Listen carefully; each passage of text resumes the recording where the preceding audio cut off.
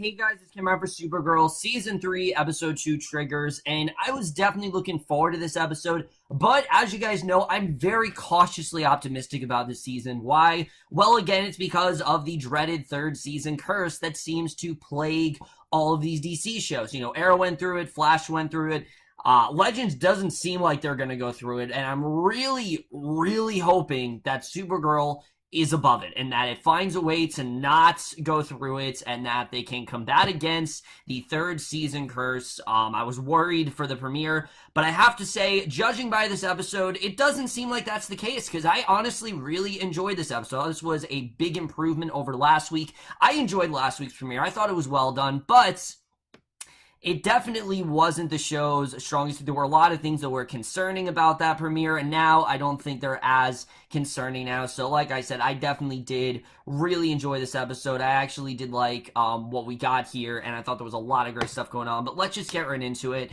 And I love the way we start things off. We see all these various characters getting ready for their day. Alex and Maggie, Kara, and this new character, Samantha, we saw a little bit of her, last week we saw how she had these powers and there was her daughter and everything, but we really didn't get to see much of her. Here, this is the episode where she really turns into a full-fledged character, and I really like what we got with her. She's waiting to drop Ruby off at school. Of course, Ruby is her daughter, and Ruby begins questioning her mom about her tremendous feat of strength at the water tower the waterfront in last week's episode, which Samantha doesn't really seem that fazed by it. Like, she's like, oh, it was just a rush of adrenaline, it was really nothing, and that's really it.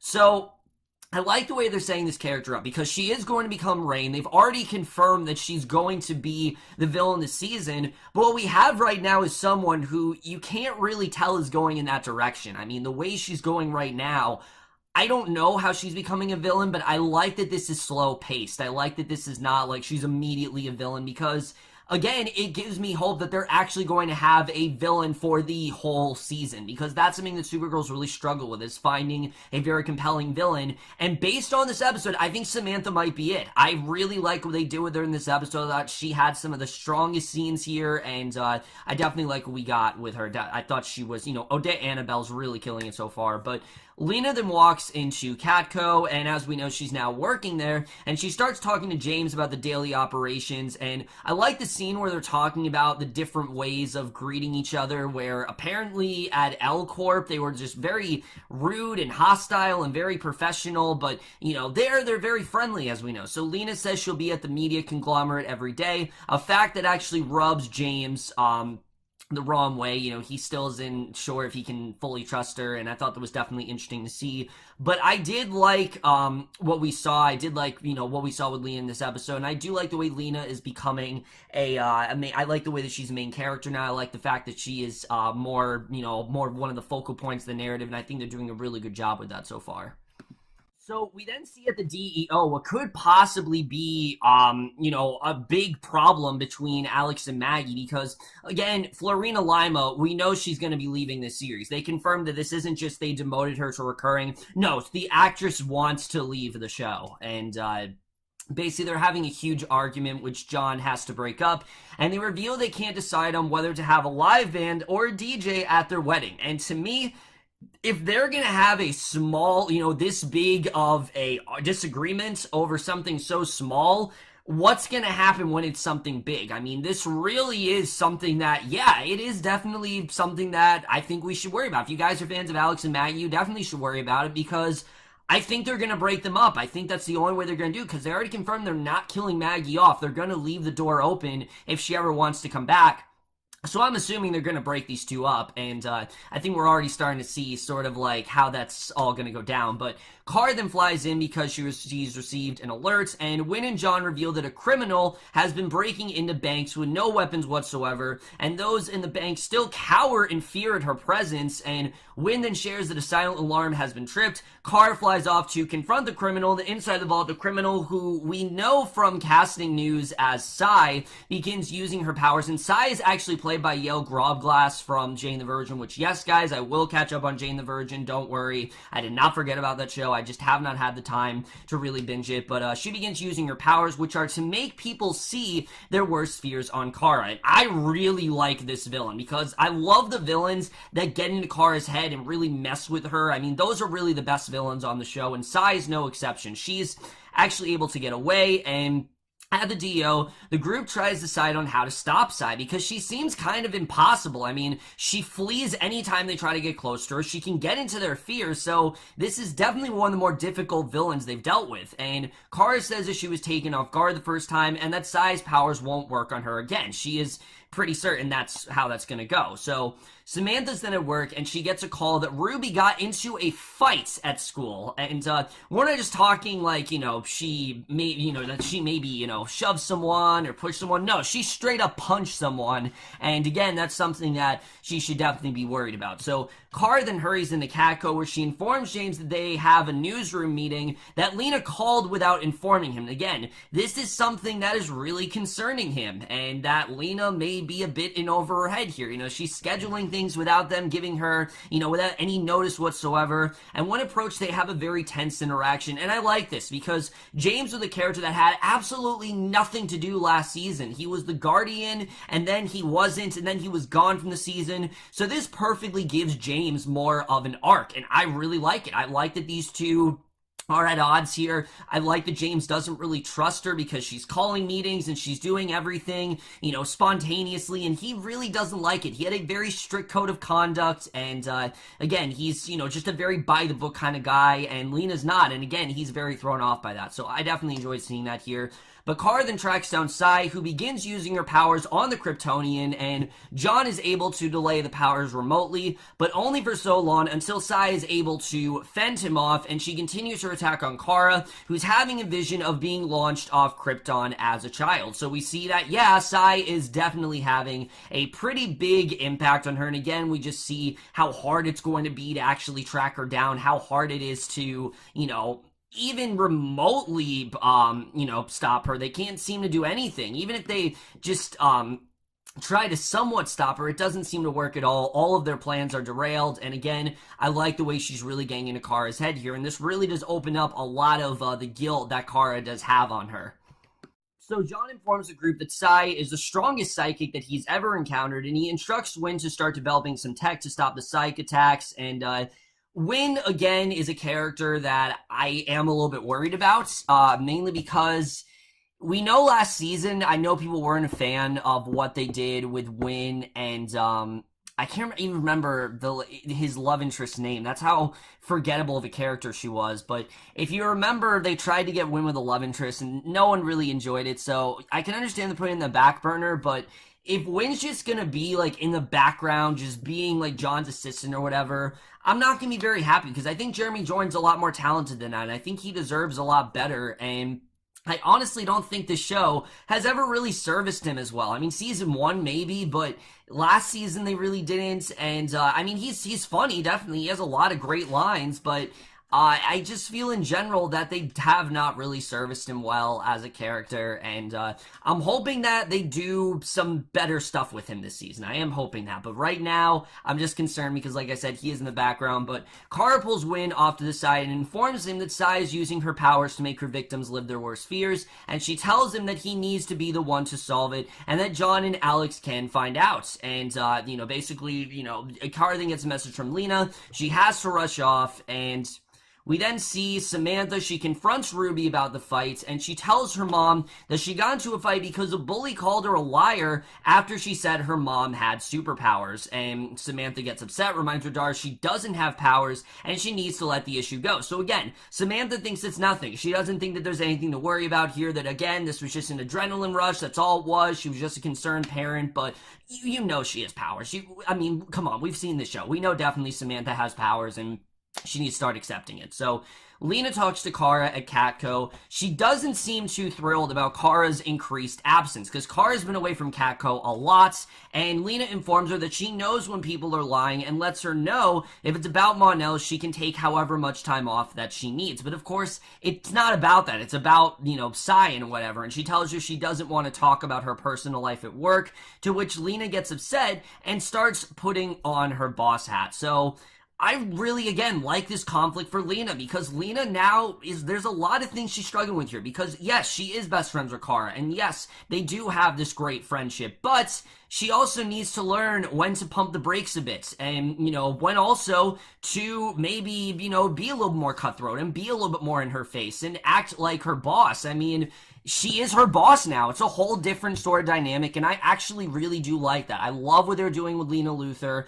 I think Katie McGrath, again, she's just doing really great stuff with this character. I know her accent goes in and out a lot, but again, that aside, I think she's doing some really great stuff, and again, I'm just very impressed with what I'm seeing with this character so far, and this is a very well done arc for her, so I'm definitely impressed with what we're getting with her. But Alex calls Kara and tells her that Cy has robbed another bank. Kara's about to leave Catco when she starts having a panic attack in the elevator, and she then busts through the ceiling, flies out the roof, before someone on their comm system informs her that Cy has gone away. So again, you can tell Cy is still in her head. All her worst fears are kind of coming out here, and I think, again, one of Kara's biggest fears is that she can't actually catch Cy, and I thought that was definitely, again, very well done here. I really did like seeing that, and I thought, again, I just really love the way that Cy is getting into her head here. So after running her through some diagnostic tests, Wynn lets her know that Kara simply just had a panic attack, and there's no lasting damage. There's really nothing else to be worried about. Alex isn't so sure, though, because this really hasn't happened to Kara in a long time, ever since she started becoming Supergirl. But Alex enters the room and Kara leaves, and a skittish Wynn starts shoving his foot in his mouth as Alex approaches him about what's going on. And they know very well that this isn't just, just simply a panic attack. There's definitely more to it, because Kara doesn't really have this anymore. It's not really something she has to deal with. So it's clear that Cy is really starting to mess with her mind. So Samantha has pizza delivered, and when she calls Ruby down for dinner, the latter is nowhere to be found. And we see Ruby's actually at a pizzeria. She's ignoring her mom's text messages. And I thought this made sense. Ruby essentially is doing this to get her mom to acknowledge her powers. And if she's not going to acknowledge that, yes, she definitely does have them, then she's just not going to respond to her. And I thought that honestly made really a lot of sense. And I like the way that Ruby is trying to get her to embrace them. So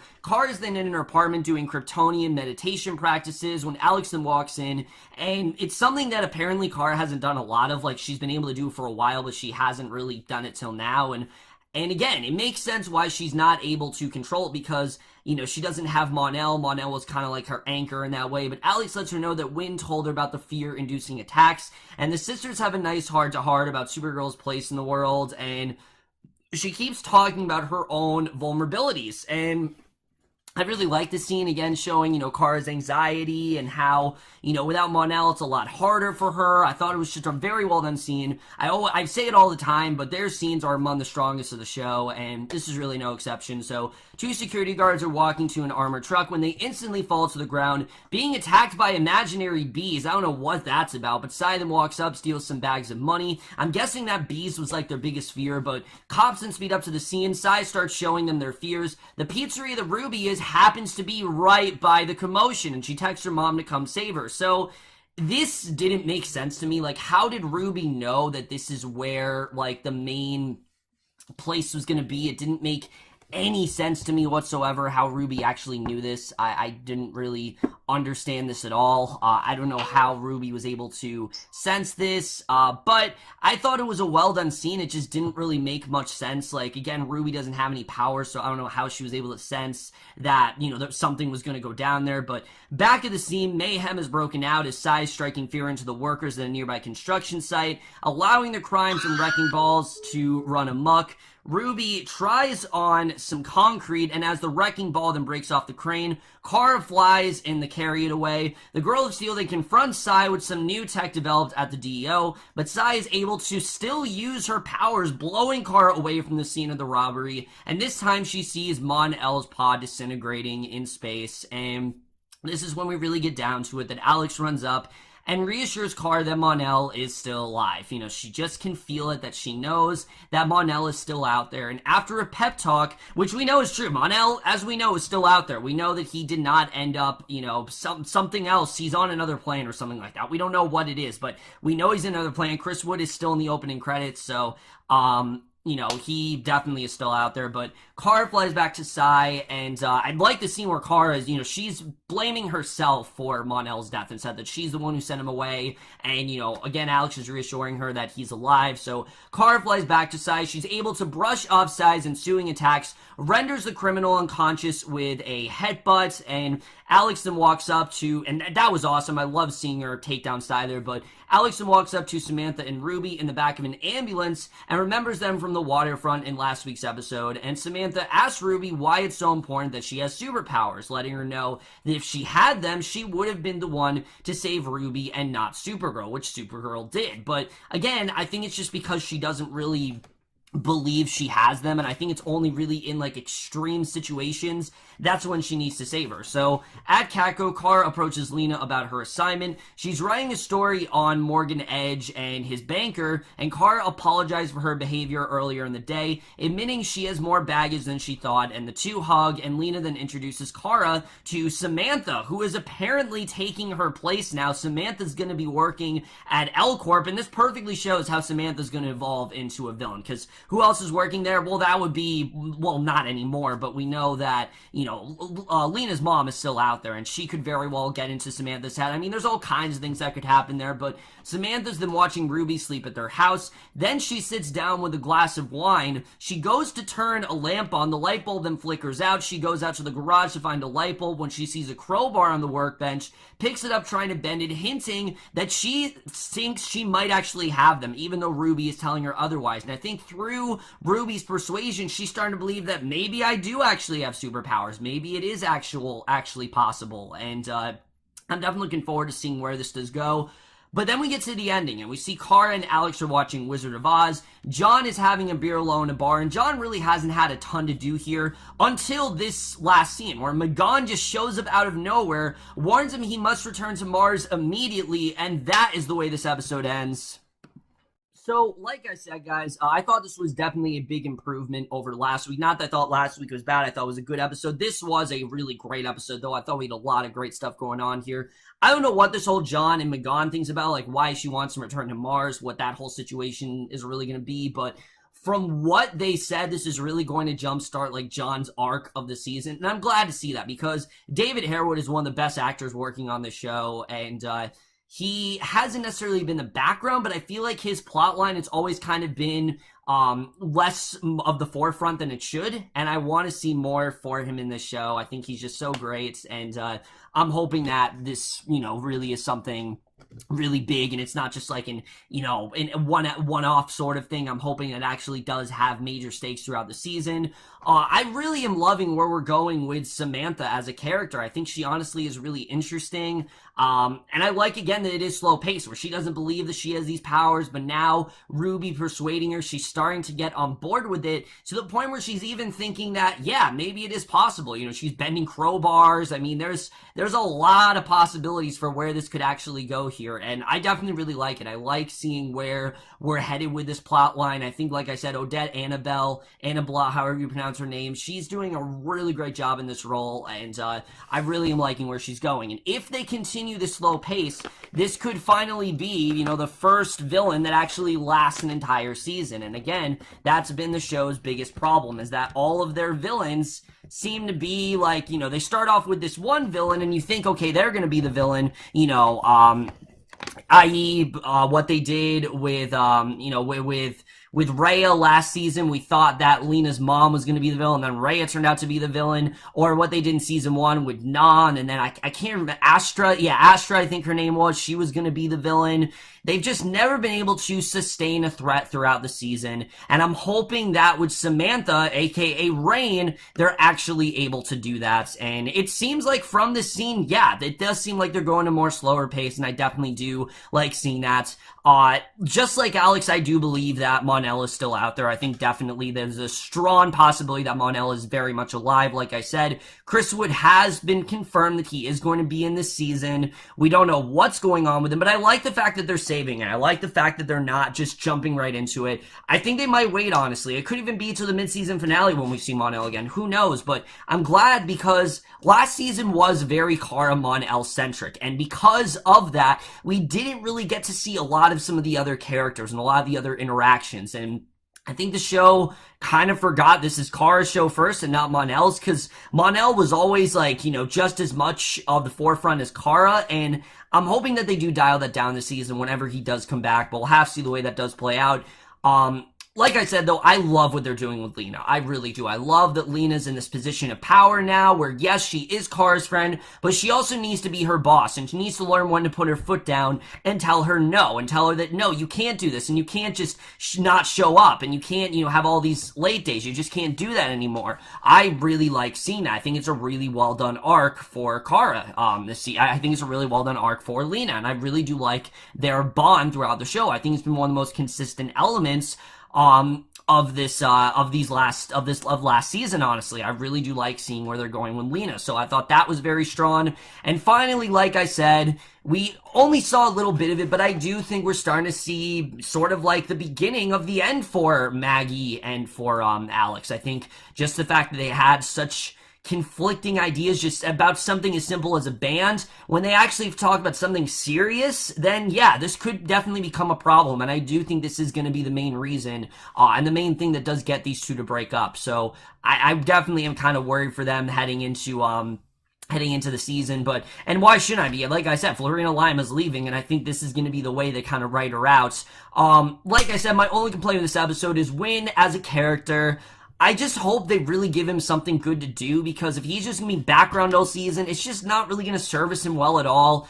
As much as, you know, I didn't like The Flash Season 3, at least that season did give almost all the characters something to do. I definitely will say that. Cisco had a lot to do, and I'm hoping they do the same with Win this season. But like I said, I'm also hoping the show doesn't end up like The Flash, where it starts recycling old plot points. And it doesn't appear they're doing that yet, but again, we'll just have to see how this season develops. So as much as I did enjoy this episode and thought it was really great, I still am very cautious with the season, because The Flash Season 3 didn't start off terrible. It actually, yes, it did rush Flashpoint, but it started off in a point where I'm like, okay, maybe this could be a really good season, and then it just got more and more mediocre, and it started recycling all these plot points, and I'm hoping that Supergirl finds a way to overcome that, but we'll just have to see what happens as the season does develop. But overall, guys, like I said, I definitely really did enjoy this episode, and I am going to give Supergirl Season 3, Episode 2, Triggers, a B+.